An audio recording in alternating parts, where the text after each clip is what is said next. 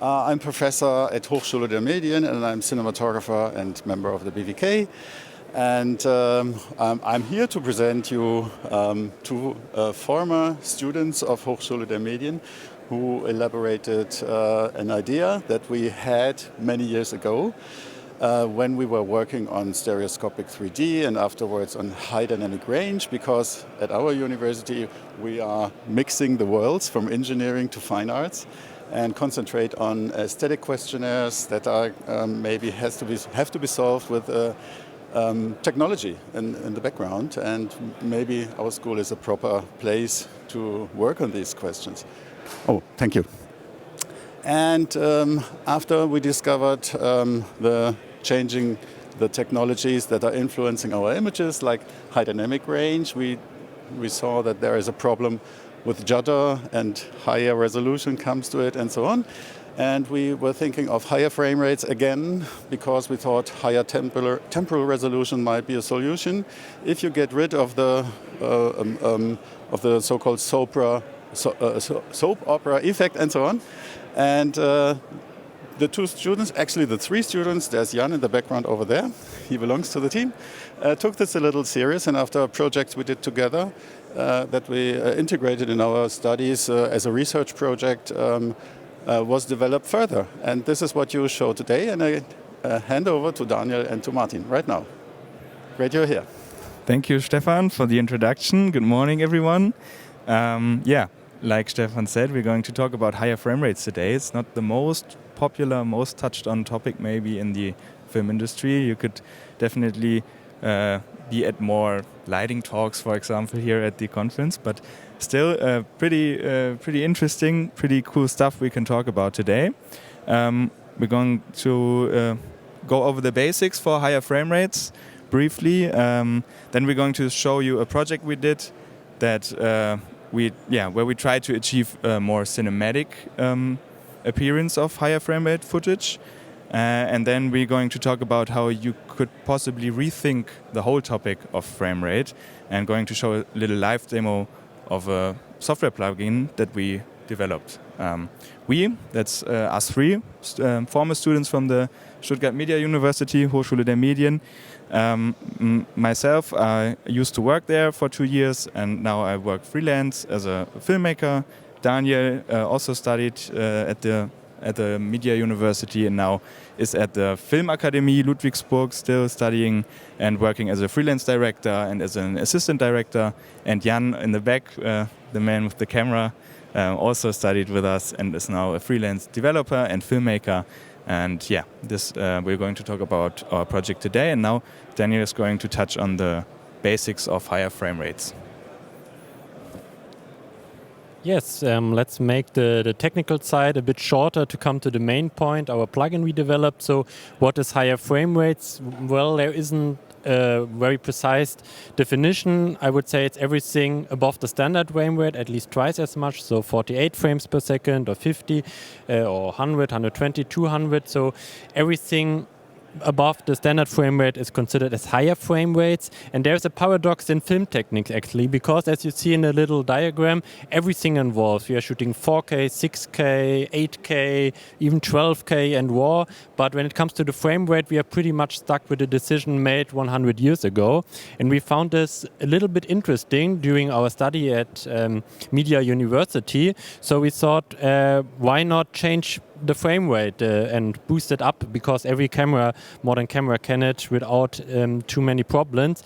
And there's a little problem which I call like Schrödinger's frame rate, which is more like there's a technical side and there's an aesthetic side. So from a technical side, everything is pretty much easy. I mean, there are dozens of studies indicating that the overall image quality just increases when you boost up the frame rate.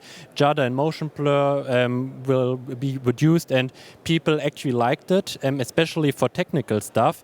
And this whole topic becomes even more bigger when HDR come along, so brighter screens and higher contrast. As you can see here, the judder on the lower is much higher than on the darker side. Like this is 25 FPS, and when I now switch to 50 FPS, you see it's much better than before. I mean, this is obviously a projector, so it's like I think it's like 50 FPS projector, and it's coming from keynote, so there might be some disturbing because of the strobing from the projector, but the increase in frame rates just boost up the quality significantly.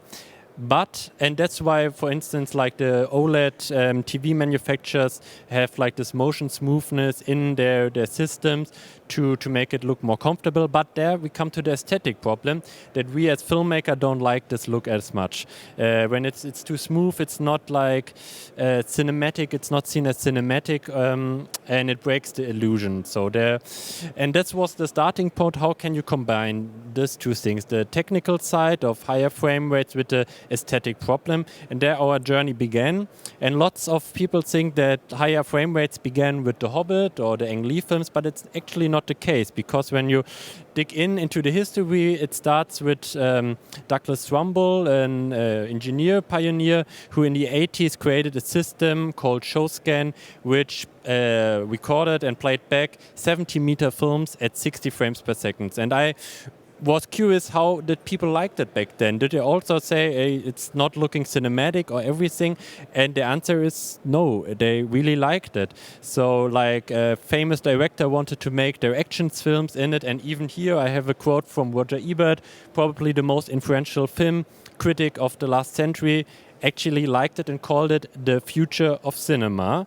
But then, of course, there was a big problem. 70-meter at 60 frames per second, it's not the cheapest. So the studio said, oh, great, when the cinemas upgrade their technology, we will produce in that frame rate. And the cinema said, okay, first of all, the studios have to make the first step. And in the end, nobody shot. And yeah, it just was like in some amusement parks and so used, and was pretty long not touched until The Hobbit came out. And there we take a closer look onto the general aesthetic of these higher frame rates films, and you can say that of course the higher frame rates create bit disturbing factor, but it's not the only case. I mean, there's like heavy CGI things which doesn't mix too great together into the actual real-life footage. And even further approach was made by Ang Lee, who shot 2 movies in 100 frames per second, HDR 4K, and also the reactions where it doesn't look cinematic. And again, if you look closely at the approach by Ang Lee, you will see it doesn't want it to be looked cinematic, because he created a complete different approach, which he called the digital cinema, to get rid of the classic film look. And so he pretty much changed all the aspects of filmmaking, or of the look of filmmaking. And part of this was the frame rate, which he boosted up to 100 frames per second. So you see like one thing here, this is obviously only 50 FPS, but if you just watch the still of it and not the moving thing, you will see it's just everything is super sharp. I can count the tools, how many tools there are. Everything is bright, low contrast, and if you just compare it to any classical movie aesthetic, then you will see I just gave this shot to ShotDeck and to give me some similar shot that regarding contrast, depth of field, it's just a complete different approach. So that's why we thought maybe these two, The Hobbit and the Ang Lee films, I have another example here over here, are not the best way to, or shouldn't be the only cases to make an opinion about higher frame rates. And that's why we built a project to try a different approach and create a more cinematic higher frame rate look. Yeah, thank you, Daniel. So this was like kind of the point of our research project we did a couple years ago with Good Vibrations, where we set out to produce a cinematic higher frame rate experience, or in this case, a short narrative short film. So our approach was to make it, go all the way in when it comes to like cinematic tools.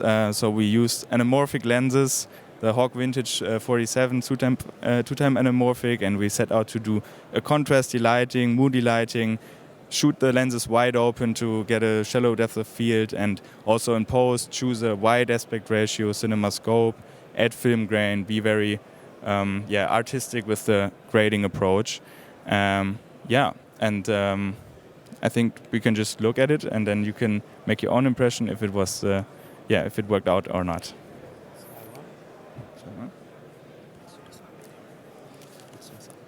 Sieht goofy aus, ne? Aber ich höre mich dabei nicht.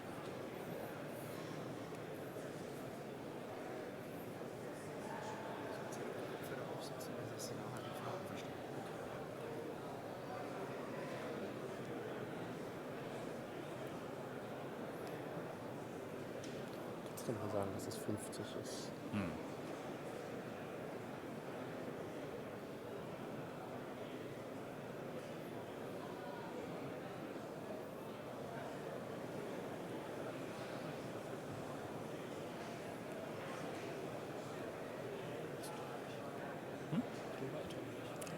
Ich mache mal jetzt weiter, oder?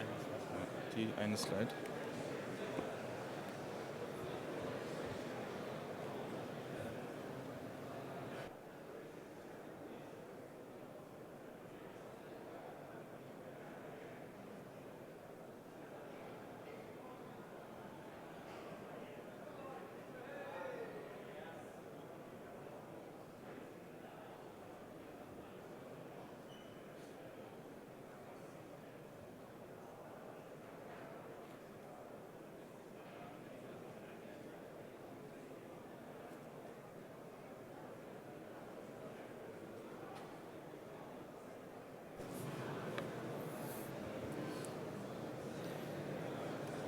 Yeah, so this was our little short we did. The whole project actually was much larger than what you just saw.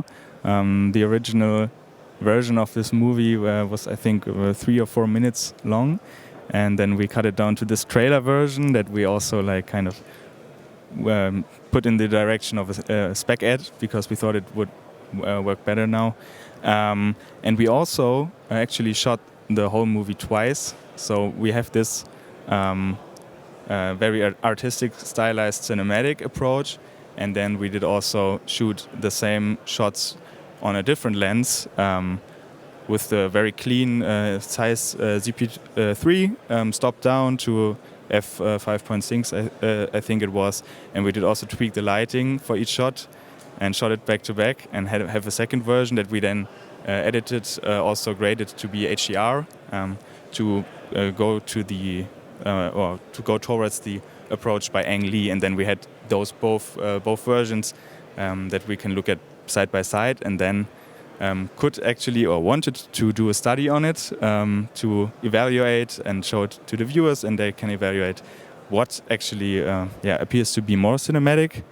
That also unfortunately fell short due to the coronavirus that hit in 2020, and the whole project was kind of fell apart. But just something I wanted to touch on. And of course, you just saw it in 50 FPS on this projection. If you're interested, we can provide all the footage and all the final edits and everything in 100 FPS to you. We have a card over here at the table. Just write an email and we can provide everything to you. Well, long talking, but now what did we find out with the project? We found out that higher frame rates can actually have a cinematic look because it's just one tool in the toolbox that creates the whole appearance of a movie, of course. It's just one creative parameter, just like color is, like lenses, light, and everything. Just creative decisions make it look cinematic or not, but not necessarily just the frame rate.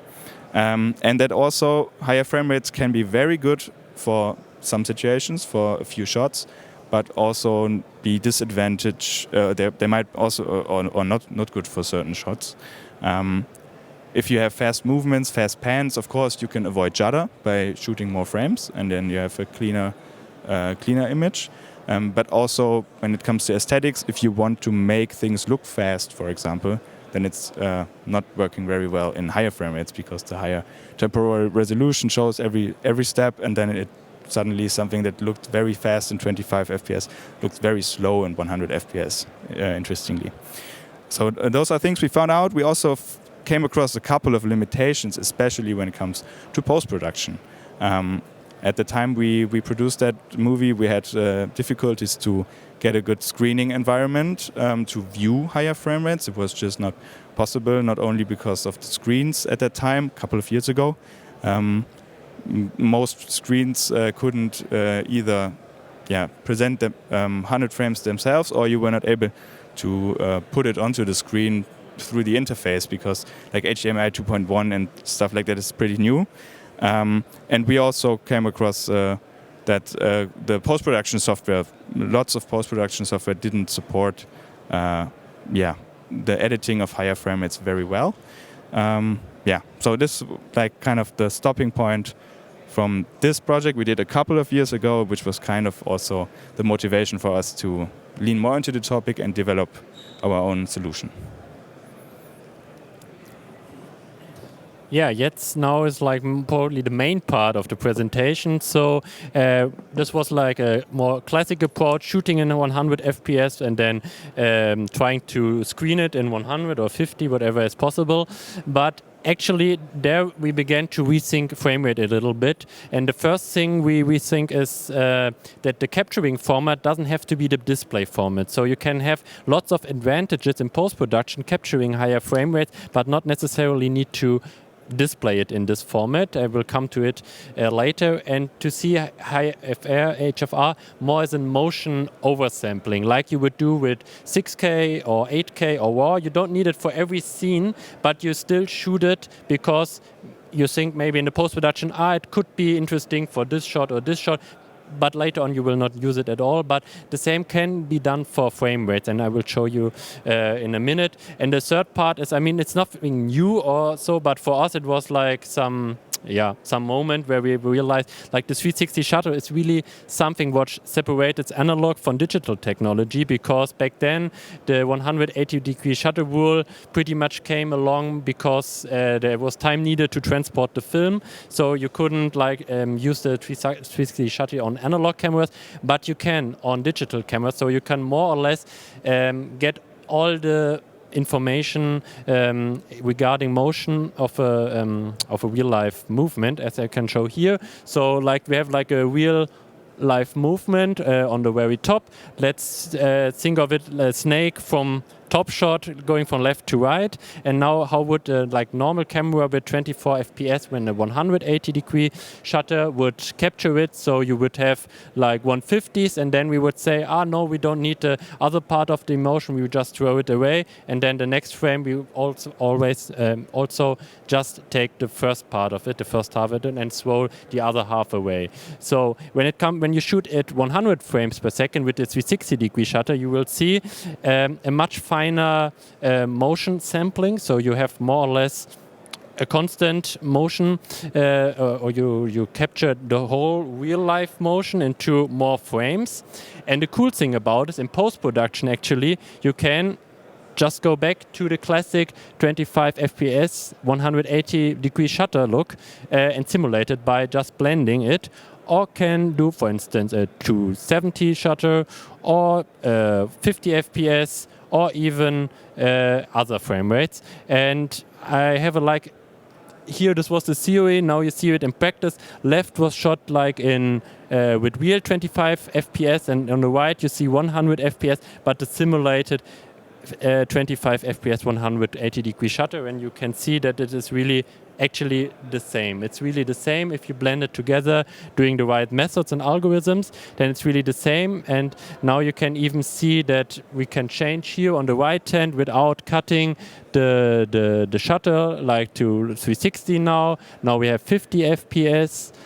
And when you want to go a bit more extreme, you can have like some slow shutter effect like this, all coming from the same source. And so it can be seen as not raw frame rate, but maybe you get like the idea. You can capture it in 100 FPS, 360-degree shutter, or also 120 or 200, whatever you want, and then can go different versions of it. And I mean, this is quite cool, but and probably here are someone who are good at Nuke or scripting and can do it by themselves, but we thought to make it really interesting, we have to make it into a plugin, into a Premiere Pro or DaVinci Resolve, and that's exactly what we did with Edison, and Martin will call. Yeah. yeah, that's what we did. So we came across all these limitations with the existing solution. So we did find our own solution. And this is what it turned out to be is Edison. It's our OFX plugin for DaVinci Resolve. It was really important for us to have something, have a solution that is integrated into the existing workflow. So you don't have to use a separate software, import your footage, render it, export it, and re-import it into your editing software. Then you find out something doesn't work, and then you have to do it again. So it was very important for us to get this integrated solution in form of a plugin, which worked out. And yeah, with Edison, you can simply change the shutter speed and the frame rate of your higher frame rate 360-degree shutter footage in post-production. So you can process it in post, you can alter the shutter angle in different steps. You can also put weights on how the single frames should be weighted and stuff like that. But I'm not going to touch on it too much because Daniel's going to show the demo later.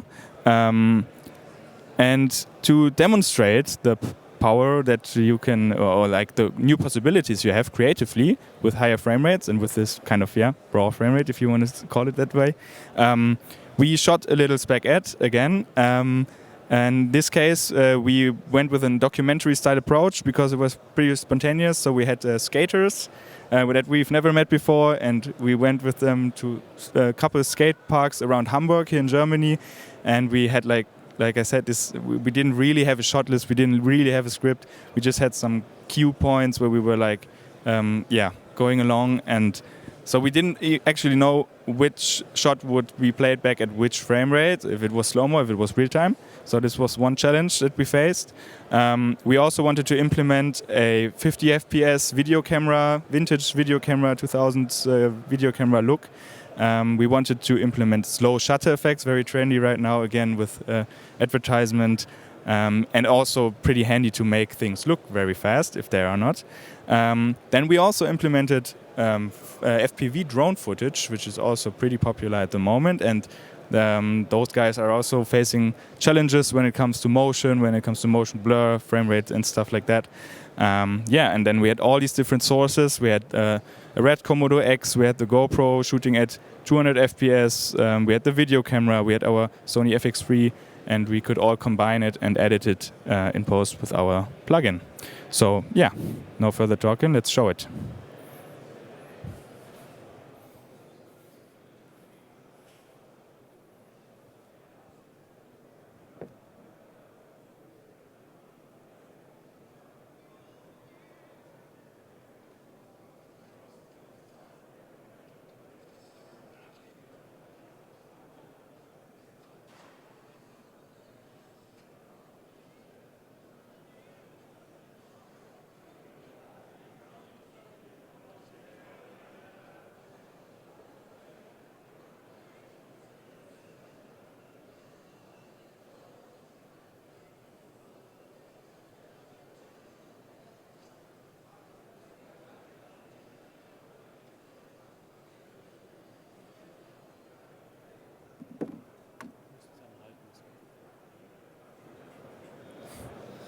So a little joke at the end. And all this was done without actually touching the frame rate during shoot once. And now we have like the live demo. I will probably have to go to mirror mode that I can see what I'm doing. Wait a little bit. Then I can go right to DaVinci Resolve and show you what we've done. Okay. Looks good. Okay, now you have to hold the mic. So we are in DaVinci Resolve now. Everything was shot with 100 frames per second on the red Komodo X. We are working here with the raw footage inside DaVinci Resolve in the 50 FPS timeline. This is quite important, although you saw most of the clips played back in a simulated 24 FPS look and different other aesthetic choices. And if you go now, you can go to the color menu, as you can see, and now you see here our plugin. And let's, for instance, grab like 3 shots and deactivate our plugin first to show a before and after. And then you will see, okay, this is like, I have to loop it, sorry for that. Little loop here.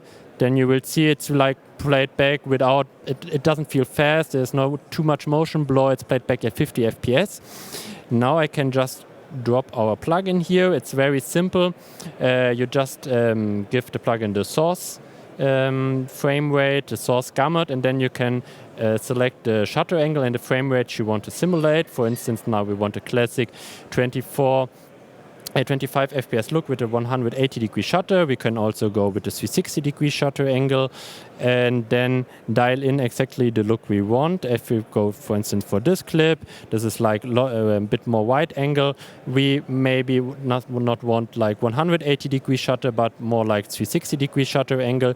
And so we can just dial in whatever we want. We can also go dial in different frame rates, as we saw or as you saw in the final project. So here we had like, I will deactivate it again, some slow shutter effects. So for instance, this is like the original drone footage. It looks not, oh, here I forgot to turn it off. It looks a bit slow, not so dynamic. And then we can just put our plugin on it, like here.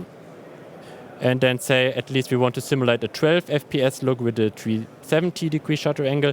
If you're not familiar with the shutter angle, then we also put like some calculation of the shutter speed of the individual shots. And then you can simulate here some slow shutter effect to get a bit more dynamic, for instance. Or if you want to go even further, we have the possibility to, let's go to this shot, for instance, not only go to like the preset mode, but we can go to show advanced controls. And then we have a little graph programmed here that you can see which frames actually are blended together. And then you can go in a more manual mode like this. So yeah, you can dial in exactly the amount of motion blur or how the frames are blended together as you want. So this was like the, now I can go back to the presentation. If there's a question afterwards, then we can definitely come back to DaVinci Resolve. But yeah, this was like a little showcase of our plugin inside of DaVinci Resolve as it works.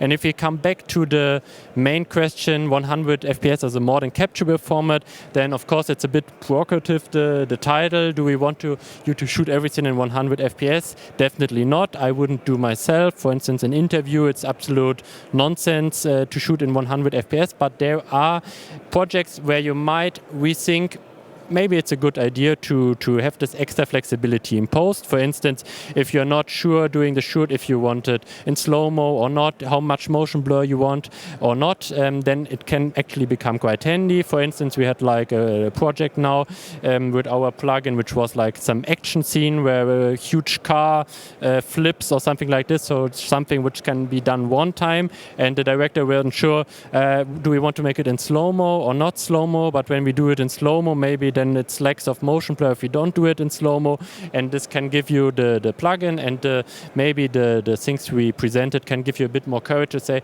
let's go with, for instance, 100 or 120 FPS with 60-degree shutter angle, and then you can be very secure that you can later on dial in whatever you want. So this is quite interesting also for sports, drone, action, all stuff like this, and also documentary where you have scenes which cannot be replaced and not one, if I want like some cool B-roll, slow-mo shot or not, and then you can just go here and have the flexibility in post-production.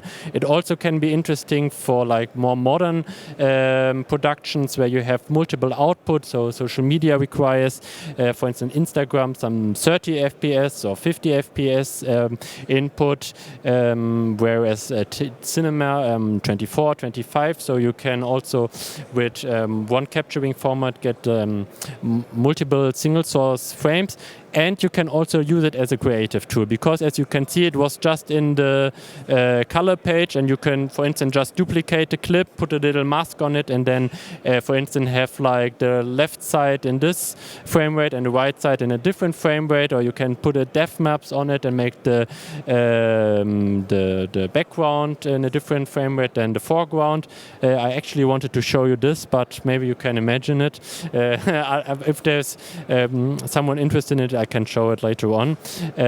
But yeah, so you have like lots of possibilities there, and yeah, this is just a tool we wanted to present. So we don't want to say that's the best thing in the world to shoot everything at 100 frames per second, but maybe at least every one of you has one thought about frame rates you hadn't before, and maybe want to try it out.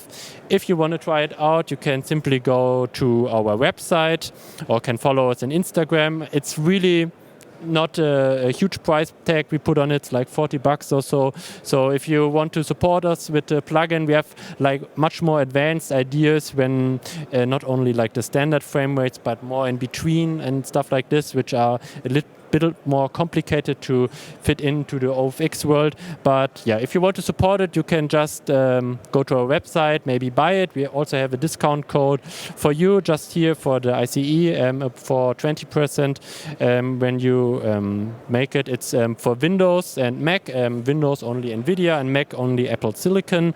And yeah, it works for DaVinci Resolve. And if you have like a project where you might think it's interesting to shoot at it, then it would be super nice to get in touch with us, and then we just chat and think if it's a good idea, if it's not a good idea, and would be super interesting to see what people make out of it. We have some already some first pilot projects like the VfB Stuttgart, if you know it, the Jersey presentation, for instance. They shot parts of it with 100 frames per sec. They later on used it as slow-mo, but still they were not precious about switching frame rates during production, so they were a bit more secured. And maybe, yeah, I hope that to come to an end. This was a bit inspiring for some of you, and now if you have questions, then please let us know and we will answer them. But you have to wait till the microphone that everyone can